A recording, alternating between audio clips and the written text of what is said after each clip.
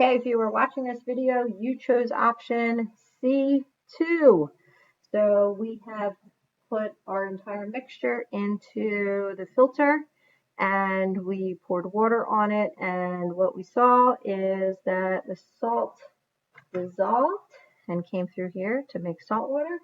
So now we need a way to separate out the sand, the poppy seeds, and the iron filings.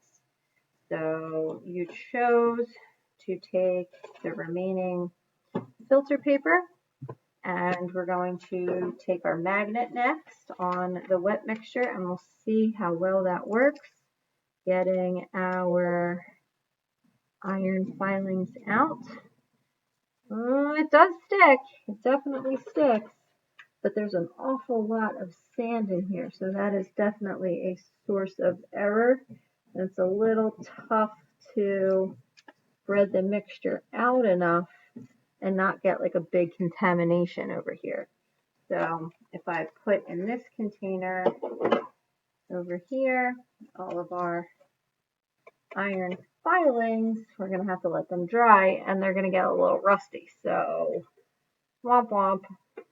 So how do I get my poppy seeds and my sand separated? Well, I think the best option is to pour it back into water. Right, and you can see that the poppy seeds should float, but they've been wet for a while. So they actually absorb the water and get waterlogged. So I kind of have to stir them a little bit and pour off the poppy seeds, leaving the sand behind. So I can put the sand into another container. So I have my iron filings, I have my sand, I have my very wet poppy seeds, which I can pour off some of the water. The poppy seeds behind kind of look like fish eggs, frog eggs. And then I can take the salt water and I can pour it into the evaporating dish. Make sure that's on nice and high.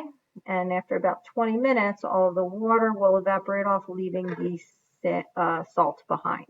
So I will put that in another video and crunch it down to about 2 minutes or so, and you can see how the evaporating dish works.